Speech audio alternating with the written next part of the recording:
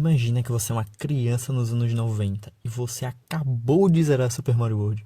Você ficou fascinado como esse jogo é bom e de repente o seu pai chega e tá com um cartucho escrito Super Mario World dentro. Você pira e começa a imaginar a magnificência desse jogo.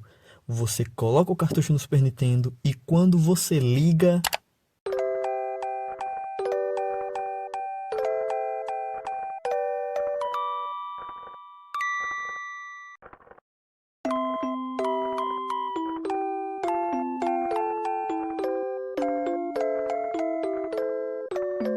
Tá bom, chega. Eu tô aqui pra assistir o vídeo ou pra ficar vendo a merda de uma história? Acho que eu tô aqui pra ver o vídeo. Vai embora. Vai embora, pode ir embora.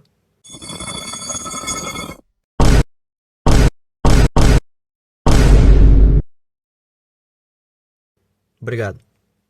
A primeira coisa que você repara é que você não sabe inglês e essa introdução serviu de porra nenhuma.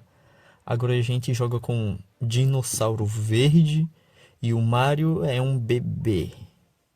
E a segunda coisa que você percebe é que você não consegue parar de babar por esses gráficos lindos e charmosos.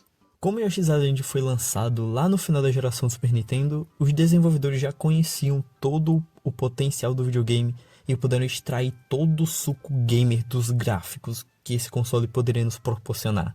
Que diferente do Donkey Kong, que usava modelos pré-renderizados em 3D, aqui os gráficos foram feitos à mão e escaneados depois pro PC. Tipo o que os devs de Cuphead fez, tá ligado? Só que lá nos anos 90. E vamos concordar que ficou foda demais. Além dos gráficos bonitos, os devs pensaram: porra, mano, estamos fazendo aqui esse jogo numa pegada estilo mais pra criança, vamos deixar os bichos com a carinha de bocó, beleza, mano? Os caras disseram beleza.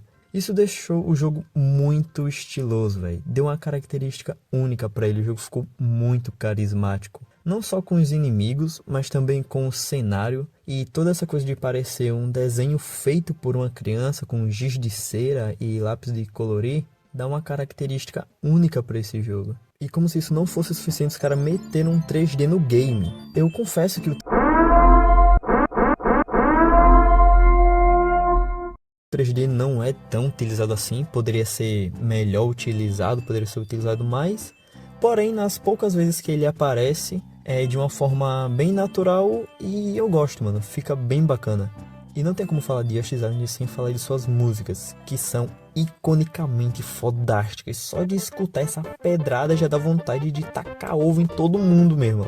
Apesar desse jogo não ter tanta variedade nas músicas, mas todas as músicas que o jogo tem é muito boa. Algumas vão se repetir, porém nem tanto, não chega a ser nível enjoativo, tipo o que os caras fizeram com Yoshi's New Island, tá ligado? Então só de não ser nesse nível já tá muito bom. E as músicas elas complementam muito bem com suas fases, tipo as fases da caverna, as fases de floresta, elas combinam perfeitamente, mano. E obviamente para tudo isso acontecer, quem compôs essa magnificência foi o Koji Kondo, o cara que compôs as músicas da série principal do Mario e o cara que futuramente fez a trilha sonora do Ocarina of Time. Então só por isso a gente já sabe que esse japonês é foda pra caralho. E vai por mim, meus amigos, porque sem esse cara, esse jogo, os anteriores e os próximos que vieram não seriam os mesmos. Mas também não é só de gráfico bonitinho e música boa que esse jogo vive não. A gameplay, meus amigos, a gameplay é o maior suco gamer dos videogames e esse é o motivo desse jogo ser tão único.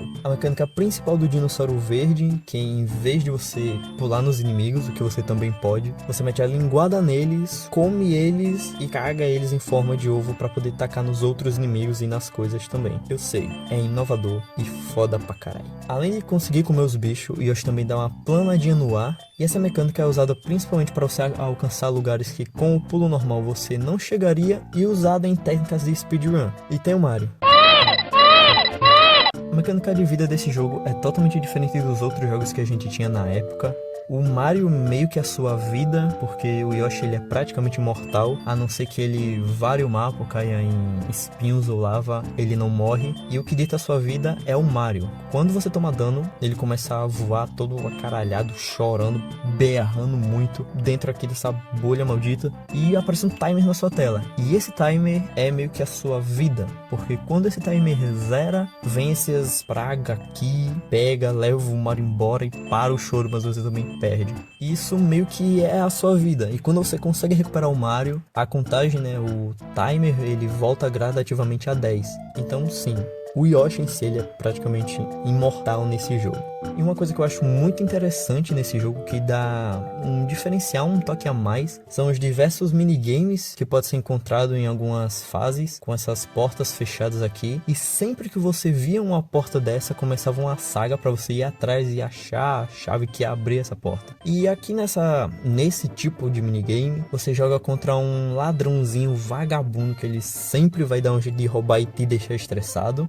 E os minigames aqui é tipo uma competição, sabe? Tipo batata que passa, só que aqui você tem que acertar os botões na ordem antes que o balão estoure na sua mão. Você tem que fazer o balão estourar na mão dele, porque se estourar na sua, você perde. Ou o que eu acho mais legal de todos é que você come melancia e começa a atirar e o jogo vira um 1v1, uma trocação sincera, mano. Isso é foda demais, velho. A gente também tem uns minigames. Quando você completa a fase, você passa por esse arco, e se você conseguir fazer com que pare em uma flor, você vai para um minigame. Não um minigame agitado como os do ladrão vagabundo que você joga, é um minigame mais tranquilo, tipo uma raspadinha ou um jogo da memória, que serve para você ganhar alguns bônus que você usa em fases, ou ganhar vida. Você pode ganhar vida, pode ganhar moeda, pode ganhar estrelinha, melancia para poder atirar, mas a mecânica mais legal e o motivo que todo mundo joga esse jogo é os colecionáveis.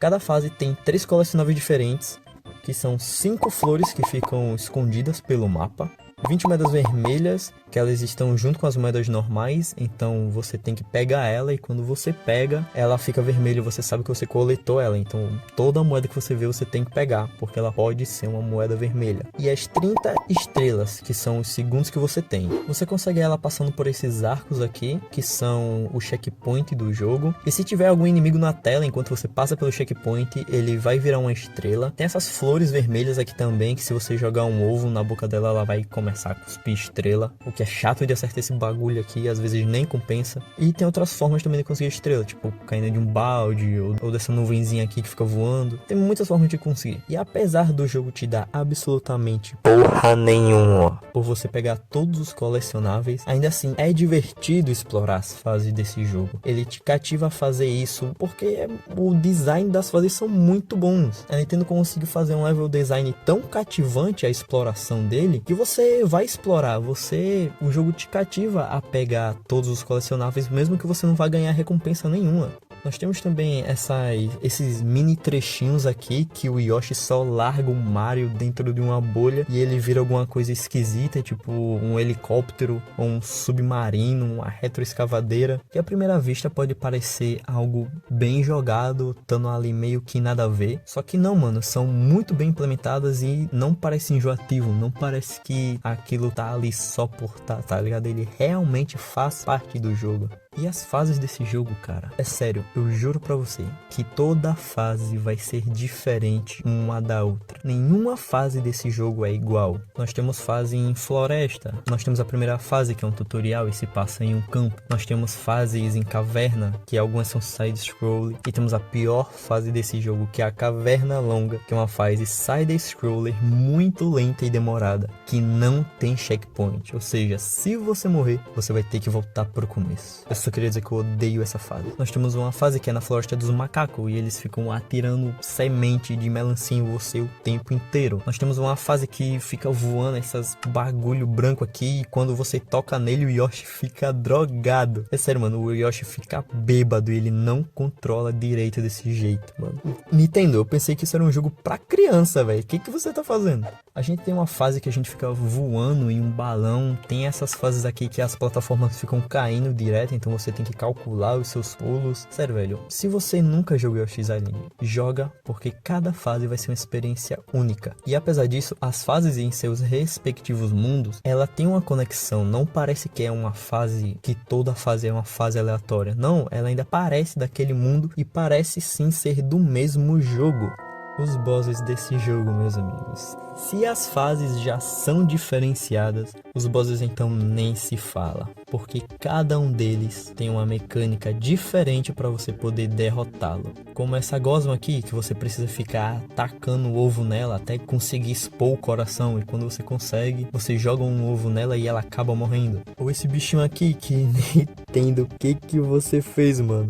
Você taca o ovo nele, ele vai perdendo a roupa, e quando ele fica sem nada, ele fica vermelho e sai voando. A gente tem um sapo que literalmente te engole e a luta se passa dentro da barriga dele. Tem também esse bicho pretinho aqui que fica nessa lua, e para poder derrotar ele você tem que deixar ele alinhado com esse pedaço de toco e dar um ground pound para poder molestá-lo depois. Eu sei, é bem bizarro. E o Baby Bowser, que é o boss final desse jogo. E meus amigos, que boss incrível. Ele é diferente de todos os outros jogos da Nintendo. E eu só vi um Bowser tão diferente assim aparecendo de novo no Super Mario Wonder, muitos anos depois desse jogo.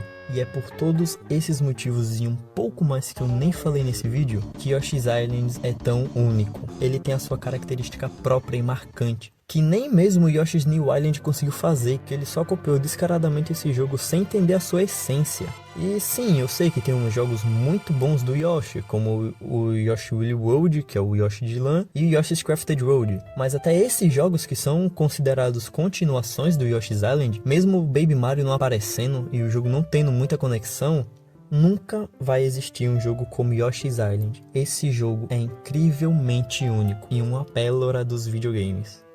É isso, mano. Esse foi o vídeo. Eu espero que vocês tenham gostado. Eu espero que eu tenha, ao menos, conseguir fazer alguém que ainda não jogou Yoshi's Island jogar esse jogo, porque ele, de fato, é uma obra-prima dos videogames. Pra mim, ele tá acima do Super Mario World, que foi o primeiro jogo que eu joguei na minha vida. Então, se ele conseguiu superar o primeiro jogo que eu joguei e o jogo que eu mais amava na minha infância, ele tem que ser, sim, um excelente jogo. Obrigado, mano. Até a próxima e fui!